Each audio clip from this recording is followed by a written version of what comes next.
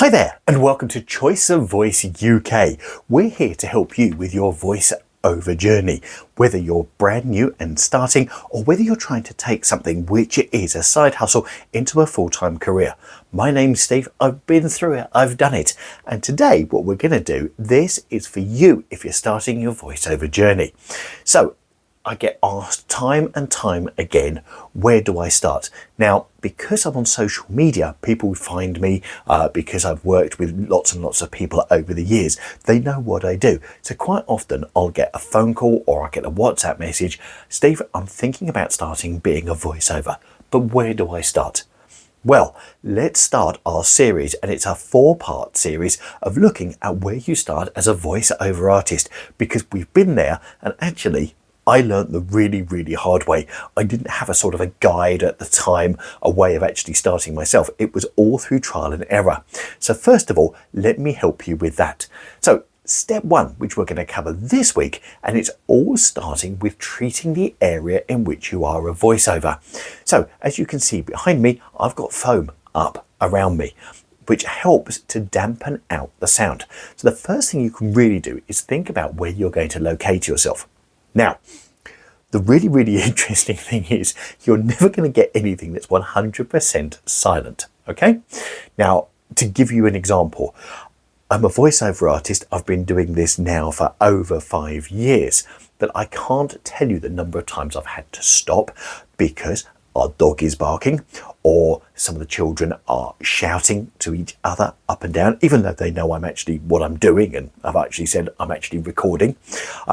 Also, because of where I live, which is next to a very busy airport, sometimes I have to stop because if the wind's blowing in the wrong direction or it's a really large plane, or especially at night, and you can almost sit and watch to it. 9 o'clock at night, the big cargo planes take off, which make lots and lots of noise. And sometimes I have to pause my voice over recording at that point and then come back to it.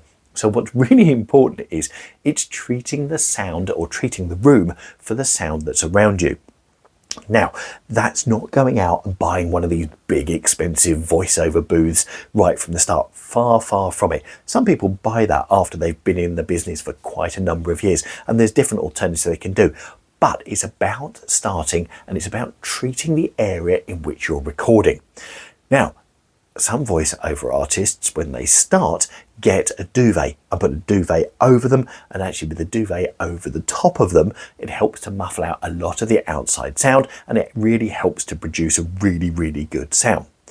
Sometimes it's actually using internal walls, which is what I do. I use internal walls around me and then build sort of a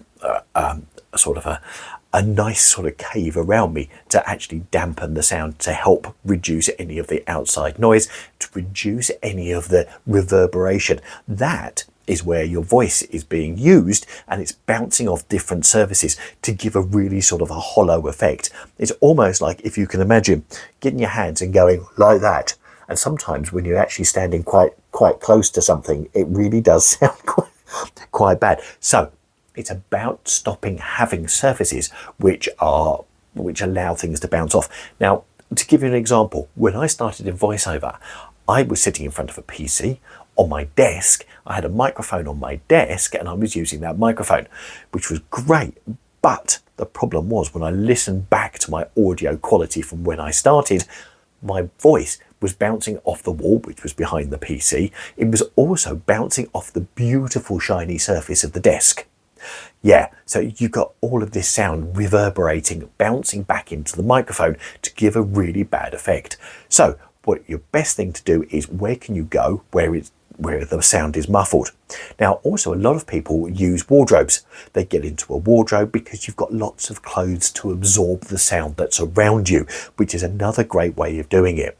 So number 1, treat the sound or treat the area that you're in and around that you're going to record in. So find a nice spot, a nice quiet as possible spot, but also don't live under the misapprehension that it's going to be 100% perfect, because even people in these big, beautiful sound booths, which cost anything from £5,000 to £10,000 sterling, yes, that much, because they've got aircon and various other bits and pieces in there, even with those, some of the noise from the house, people cutting the lawn, trimming the hedge, doing all sorts of stuff, bit of building work that's going on, it does penetrate through. So don't be under misapprehension.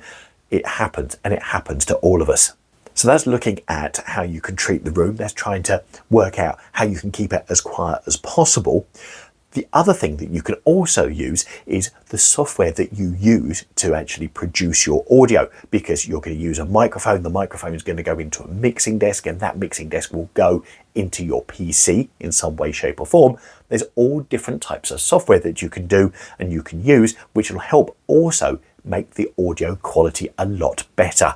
And to be quite honest, this video isn't a guide on the best ones to get, but there's all different companies that you can search online and you can purchase, and some of them are for as little as $20, $30 for the license to use some of this software, which really does take a lot of the background sound off. And if that's something you'd like me to go through with you at another time, do let us know. You can drop it in the comments down below. Let us know and we can pick that up at another time.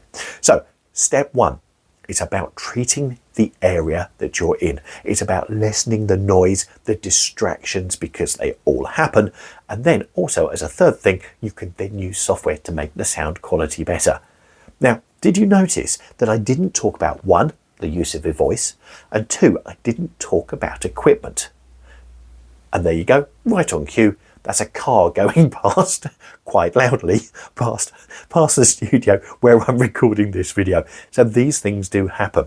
But I haven't talked about equipment. Now, I've talked about equipment in a previous video, and I'll put a link to that up in the top right hand corner for you, just to give you an idea of where to start. Because if you're thinking about starting your voiceover career, or just even as a side hustle to see if you're enjoying it, what you don't want to do is spend an absolute fortune on gear, which, let's face it, as a voiceover artist, it is so easy to do, to get the best type of microphone or the next level up microphone. You don't need it. If you can get the sound perfect, or get the sound going as well as you possibly can, and use the software within your PC, you've treated the area. Actually, sometimes the microphone really won't make that much of a difference.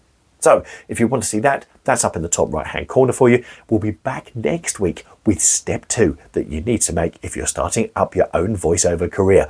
Thanks for watching. If you've got any comments, please put them in the comments section down below. Alternatively, if you'd like to make contact with us on a one-to-one basis, then you can do that by going to our website, which is choiceofvoice.co.uk, and there's a contact us section there. Please drop me a note and then I can respond to you there. Thanks very much for watching. Look after yourself. Take care. Have a great week. Catch you next week. Bye.